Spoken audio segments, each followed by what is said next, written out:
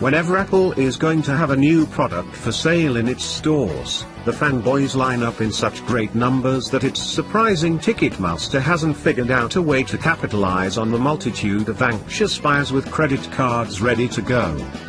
When Elon Musk talks about a new car being added to the lineup, there is an analogous group of people, and Musk has cleverly set up a model in which people place deposits for their place in line.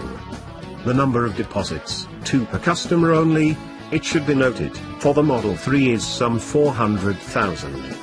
Because Tesla is a Silicon Valley company that has a highly desirable, highly designed suite of products for which there is demand, the likes of which is completely uncharacteristic for the category, it is often compared to Apple.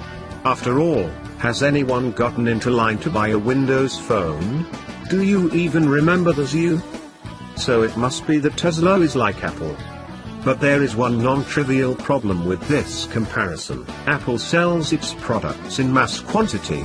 Tesla, even though it just had its best quarter ever, delivering a record 25,418 vehicles, up 69% over the first quarter of 2016, is still, when compared to the car industry in general, selling a specialized product. No.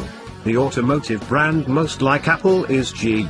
Just as with Apple's quickly identified design language, either for the physical phones and computers or the interfaces for saying, there is no mistaking a Jeep. Like Apple's legion of fans, there are people for whom a Jeep is not merely a form of transportation, but a statement about one's way of life. Like the companies that wish they could have designs that are Apple-like and do their utmost to have a similar objects or appearances, sometimes landing them in court, a la Samsung. Is there a single automotive company that wouldn't like to have some of Jeep's magic? While there aren't people who are lined up outside of dealerships when a new Jeep goes on sale, there is probably more interest in the forthcoming Wrangler than in the accumulation of interest in a half-dozen other vehicles from other companies. And like Apple, Jeep is a comparative volume play. Last year FCA US LLC delivered 926,376 Jeeps. Walter P. Chrysler and the Dodge brothers must be spinning at high velocity in their graves, because the US total for Chrysler brand was 231,972, and Dodge was 506,858. The sum of the two, 738,830, is well shy of Jeep's sales.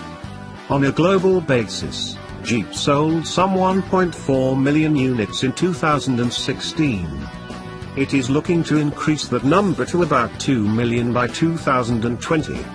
Which means that there will be not only a line extension, such as putting a vehicle below the Renegade and one above the Grand Cherokee, but that Jeeps will be sold in greater numbers in places that aren't the US. Realize that, for example, while the all-new 2017 Jeep Cherokee is being produced in 4 plants, none of them are in the US. Clearly there is a danger here for the Jeep faithful, a danger that Jeeps may become something targeted toward markets that aren't the US, aren't from where they originated. What becomes of the authenticity? Because if there is any characteristic that defines Jeep, that's it. Turns out the answer to that question is simple: nothing. That's the word from Mark Allen, the man who has been designing Jeeps and trucks for more than 20 years, the man who heads Jeep design. In a recent interview, he told me that no matter where Jeeps are built, all of them are, and will be, designed in Auburn Hills by his team.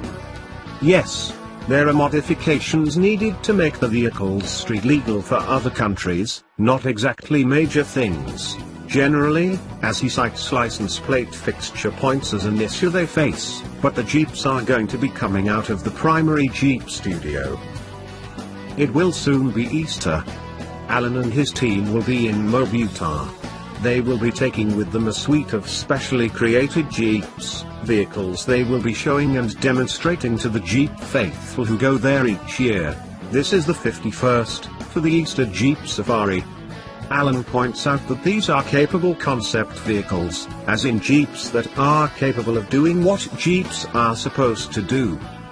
Sure, there are clubs for probably every vehicle on the planet.